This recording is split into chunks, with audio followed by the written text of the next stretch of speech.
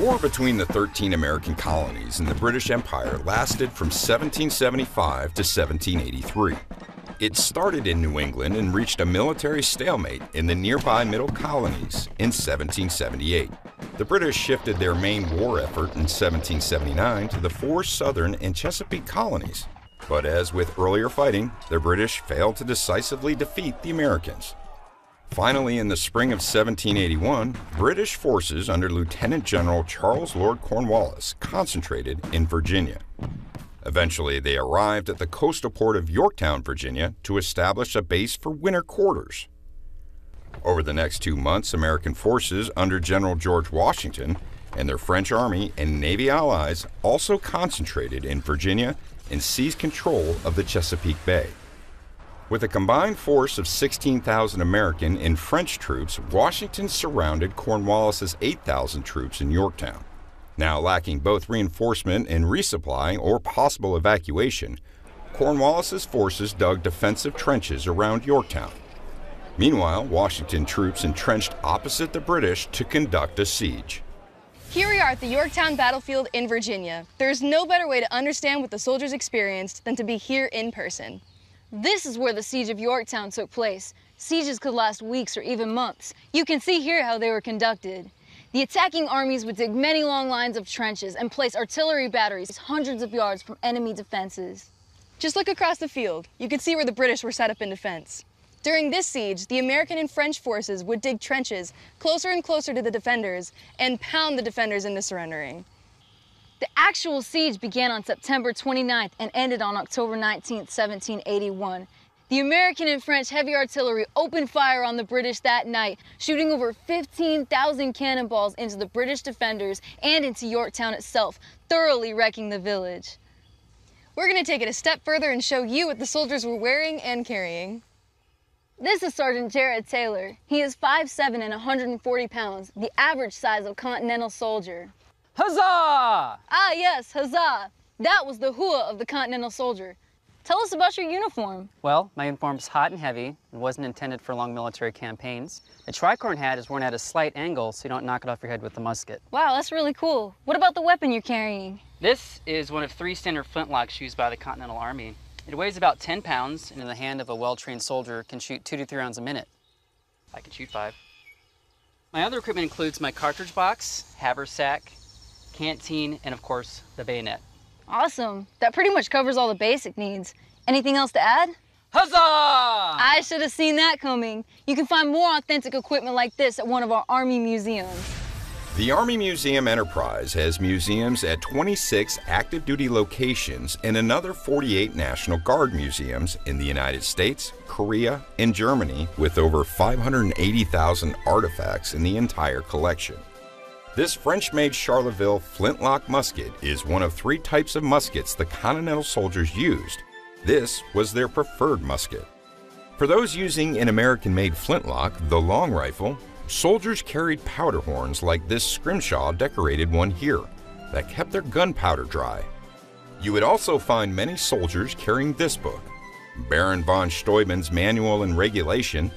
Von Steuben trained the American soldiers while at Valley Forge, transitioning from many different styles of combat to the European linear style of combat that became the foundation of the Continental Army's doctrine. For the British, the artifact collection includes this cartridge box and contained 24 paper cartridges with pre-packaged powder and soft lead musket ball. This bayonet, made for the British Brown Bess musket, was an essential tool in 18th century warfare, as we will see at Yorktown, where the tactics required an infantry charge employing cold steel on the enemy. This musket was the principal British firearm in the 18th century and was nicknamed the Brown Bess. This 8-inch smoothbore artillery howitzer is similar to the types that the British used throughout the war and during the siege here at Yorktown. When you can see these artifacts in person, it helps to better understand how and why the soldiers fought the way that they did in their specific time periods. Huzzah! Now, let's compare the Continental soldier to the modern soldier. This is Staff Sergeant Eric Feldra. He is 170 pounds and 5'10", the average size of a soldier today. Tell us what you're wearing. Hua. The uniform is the ACU, the Army Combat Uniform. The M4 rifle weighs about 6.5 pounds. Fires up to 950 rounds per minute with an effective range of 600 meters, 700 if you're me. With Kevlar helmet, body armor, protective mask, and ammunition, the uniform weighs about 75 pounds. Wow, how does it all feel? Heavy at first, but keep up your physical readiness training and you quickly get used to it. It has everything I need for me to do my job and protect me. Awesome. Anything else you'd like to add? Hooah! On the night of October 14th at 7 p.m., under the cover of darkness and fog, were over 400 American and 400 French troops that were about to assault the two British earthen fortifications called redoubts. You can still see them there. They're still here. The young French aristocrat, Marquis de Lafayette, served as a volunteer major general in the Continental Army, and at the young age of 24 years old was in overall command of the American forces that night. Leading his troops in close combat was Alexander Hamilton. You may recognize his name from a recent Broadway musical called, of all things, Hamilton. He personally led his troops in the assault that night. Leading one of Hamilton's assault companies was Captain Stephen Olney with the Rhode Island Regiment, who had served since the war began in 1775. The front of the American column was a group of sappers and miners, the combat engineers of that period. Their job was to use axes to clear a path through the lines of wooden obstructions to prevent the British position. Among these elite sappers and miners was young Sergeant Joseph Plum Martin, who had first served during the war in a state militia unit similar to today's National Guard at the young age of 15 years old. So he's a combat-hardened veteran at the young age of 21 years old during this battle. It's inspiring to know how young the soldiers were back then.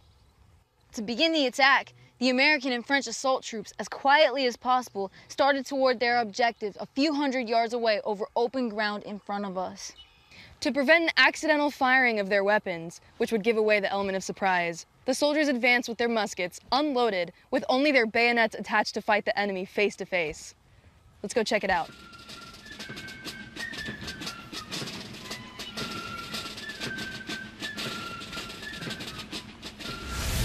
The soldiers made their way here as the sappers began to clear the wooden obstructions. That's when they came under severe musket fire by the British. They recovered quickly and soon made their way through the ditch, over the parapet, and into the British redoubt. This is where Lieutenant Colonel Alexander Hamilton, Captain Olney, and Sergeant Martin displayed such Army values as duty, selfless service, and personal courage. It took no more than 10 minutes from their time that they left their starting point to when the Americans overran and captured this British earthwork. Listen to how they fought the battle with their own words as recorded in their letters and diaries. When we came near the front of the abattis, the enemy fired a full body of musketry. At this, our men broke silence and huzzaed. As order for silence seemed broken by everyone, I huzzaed with all my power, saying, "See how frightened they are? They keep firing into the air." Just as we arrived at the abattis, the enemy discovered us and directly opened a sharp fire upon us. As soon as the firing began, our people began to cry, "The fort's our own!" The sappers and miners soon cleared a passage for the infantry, who entered it rapidly. I could not pass at the entrance we had made. It was so overcrowded. I therefore forced a passage at a place where I saw the artillery had cut away some abattis. Several others entered at the same time. As I mounted the breastwork, I met an old associate hitching himself down into the trench. I recognized him by the light of the enemy musketry. It was so vivid. I ran to the right to look for a place to crawl through and entered the ditch. And when I found my men to the number of 10 or 12 had arrived, I stepped onto the parapet and called out, saying in a tone as if there was no danger, "Captain Olney's company, form here!" On this, I had no less than 6 or 8 bayonets push at me. I parried as well as I could with my espontoon, but their blades slid along my handle and scaled my fingers. One bayonet pierced my thigh, another my abdomen. I made a thrust with the remains of my espontoon. At this instant, 2 of my men came up and fired upon the enemy, who part ran away, and some surrendered, so that we entered the redoubt without further opposition. The rapidity and immediate success of the assault are the best comment on the behavior of troops. They advanced with a passion and resolution superior to every obstacle. I assure you, there was not an officer nor soldier whose behavior would not have a claim to the warmest praise. Can you imagine the courage and selflessness of these young soldiers in this battle? This is part of Army heritage and that all of us today are inspired by and try to live up to in our Army values. The French also captured their objective at Redoubt 9. Hamilton and Martin were unhurt in the assault, but Captain Olney suffered 3 bayonet wounds, but he recovered and returned to duty in about 3 weeks. With these critical British redoubts now in American and French hands, the combined forces extended their trenches closer to the British line and put Cornwallis's British army in a very perilous position. Over the next 5 days, the combined American and French units forced Cornwallis's surrender. On 19 October 1781, during a lengthy and formal surrender process on this very field where we are now, Cornwallis's forces laid down their arms and became prisoners of General Washington's American and French allied force. Diplomatic negotiations soon began that took until September 1783, 2 more years, to end with the Treaty of Paris that recognized the United States as an independent and sovereign nation. Huzzah! Huzzah indeed. General George Washington would later become our first American president. Alexander Hamilton served as Washington's first Secretary of the Treasury. Over the decades to come, both Stephen Olney and Joseph Martin continued their service to the country as state and local elected officials. The Siege of Yorktown and the American soldiers who served there helped to produce the first generation of American servant leaders drawn from the ranks of the Continental Army.